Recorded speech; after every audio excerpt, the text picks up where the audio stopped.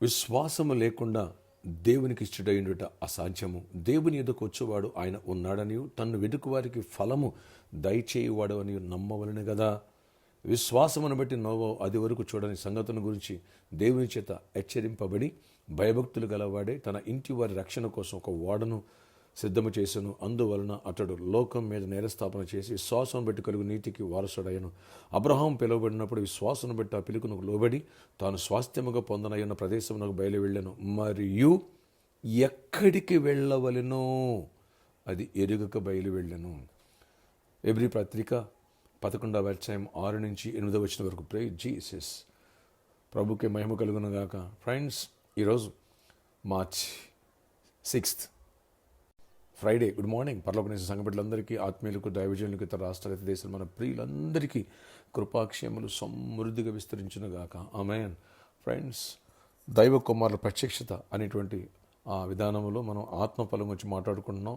Last week Holi communion కాబట్టి మనం ఆశాని గురించి మాట్లాడుకున్నాం. ఈ వారం విశ్వాసం గురించి లోతైన వర్తమానాలు వినబోతున్నాం. విశ్వాసం లేకుండా దేవునికి ఇష్టడు కాలేవు, బలమైన గొప్ప కార్యాలు చూడలేవు, పాపాన్ని జయించలేవు, సమస్యల్ని ఓవర్కమ్ చేయలేవు. విశ్వాసం ఎప్పుడైతే నీకుంటుందో, అబ్రహాము విశ్వాసం ఉంచాడు కాబట్టి ఎక్కడికి వెళ్ళాలో దేవుడు చెప్పాలి. అన్నీ విడిచిపెట్టి దేవుడు నమ్మాడు, దేవుని వాగ్దానం నమ్మాడు, నమ్మకస్తుడిగా మారాడు, వెళ్ళాడు, గొప్ప ఆశీర్వాదాన్ని పొందాడు, విశ్వాసం తండ్రిగా మారిపోయాడు.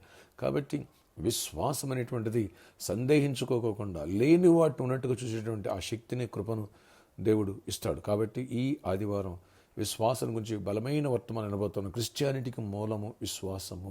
ఎందుకంటే దేవుడు నీకు కనిపించడు, పరలోక రాజ్యం నీకు కనిపించదు, నమ్మటమే దాని గురించి విశ్వాసం అంటారు. దాని గురించి ఇంకా లోతైనటువంటి వర్తమానాలు మనం వినబోతున్నాం. మీ స్నేహితుల బంధువు కలిసి రండి.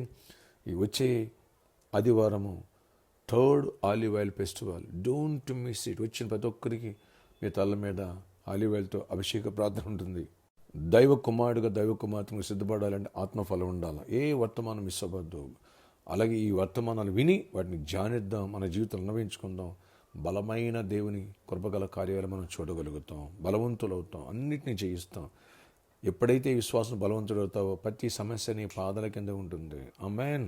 కాబట్టి ఇంకెందుకు ఆలస్యం, రండి, వచ్చి ఈ వాక్యాలు విని దైవ దీవెనలు పొందండి. అలాగే రేపు సాటర్డే కాబట్టి స్పాన్సర్ మీట్ ఉంది.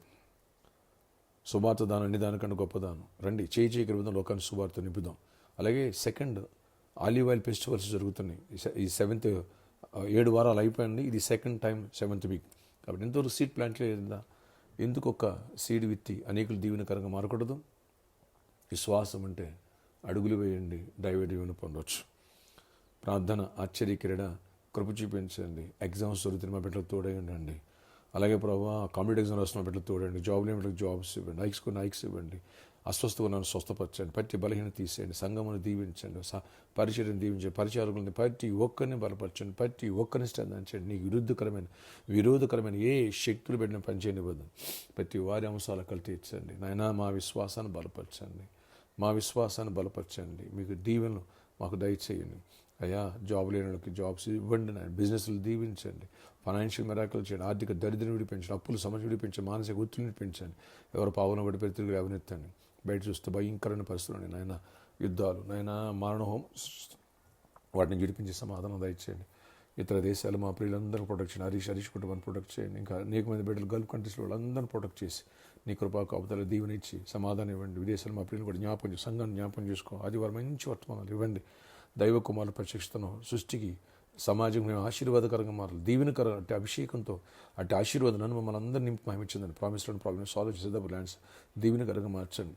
బైబిల్ ట్రైనింగ్ అవుతున్న బిడ్డలందరూ కూడా దీవించి, పాస్టర్ ట్రైనింగ్ అవుతున్న బలపరచండి. సకల దైవజనం దీవించండి నాయన. సకల విశ్వాసం దీవించండి. ప్రతి దేశాన్ని సేవ్ వరల్డ్ నాయన, సేవ్ ఇండియా నాయన.